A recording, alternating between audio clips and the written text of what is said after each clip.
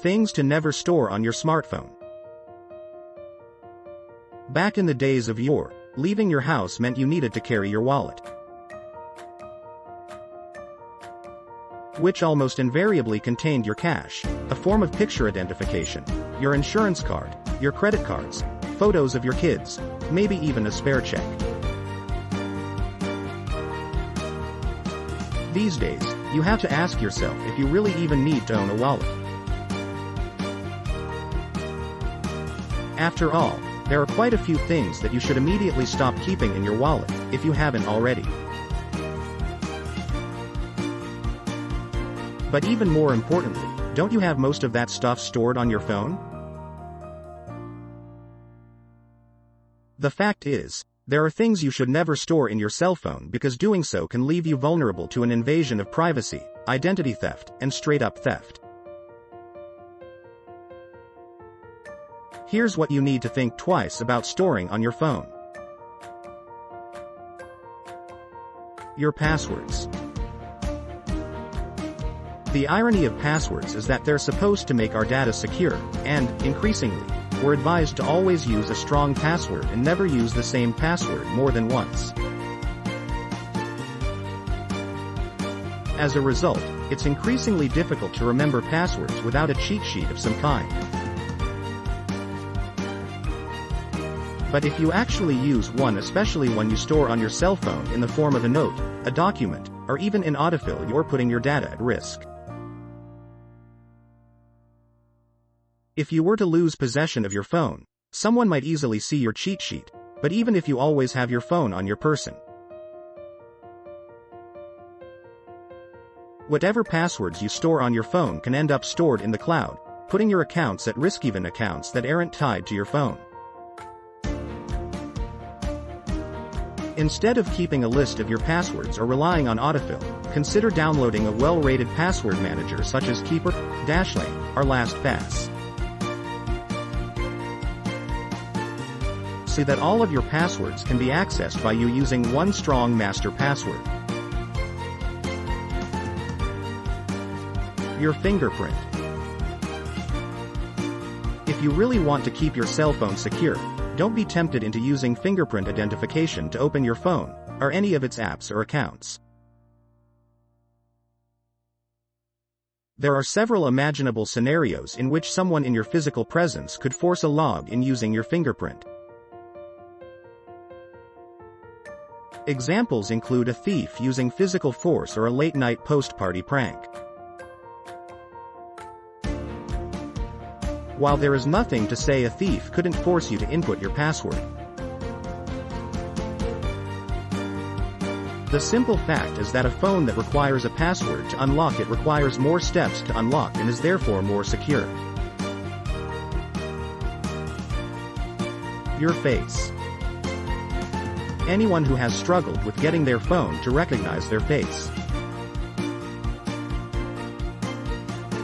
when they're holding their phone at a weird angle might argue that storing your face in your phone as a password alternative is more secure than a fingerprint. While that may be true, when it comes to unlocking your phone, the fact remains that facial recognition is still less secure than simply using a password. Your very personal photos and videos. Maybe you're really good about maintaining your social media accounts as cleanly and privately as possible, but what about the photos and videos you store on your phone? If you have photos you wouldn't want your parents, spouse, children, or boss to see, then you should store those photos on your smartphone. Especially since the contents of your phone may well be stored on the cloud. But if you feel you must store those naughty photos somewhere, then consider storing them not on your cell phone but on a personal computer only you have the password to open. You might also consider storing them in a password-protected album or app. Learn more about how to hide private photos on an iPhone or iPad. Any photos containing private information. Remember the days when losing your wallet meant reconstructing your whole life to figure out which credit cards and forms of ID you needed to cancel and replace. Now, all you have to do is take a photo of each item and store it on your phone, right? Well, that's certainly a convenient way to keep track of what's in your wallet. But it can also leave your information vulnerable to hacking, particularly if your photos are stored on the cloud. As with photos you'd rather not see leaked, you might wish to consider storing them on a personal computer only you have access to, and/or a password-protected album or app.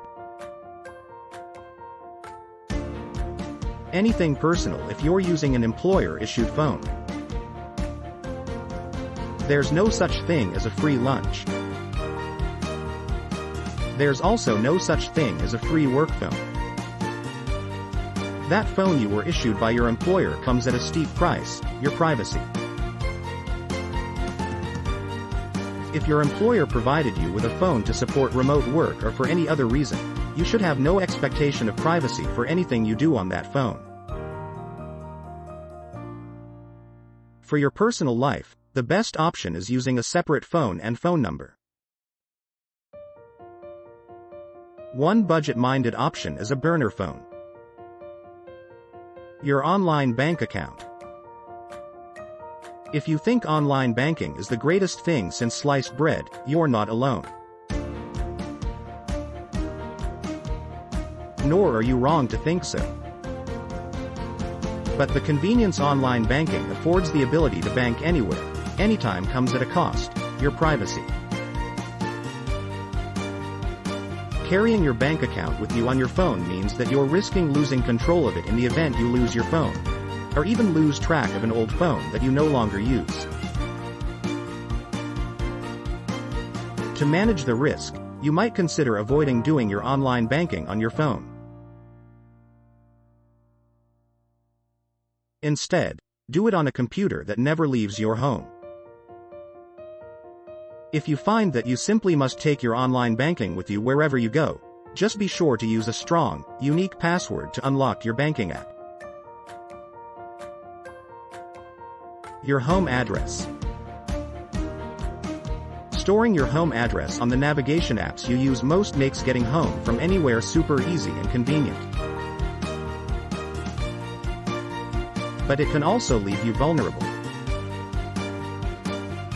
If a thief ends up with your phone in their physical possession, they can simply click on Waze or Google Maps and see what you've stored as home, or work, for that matter.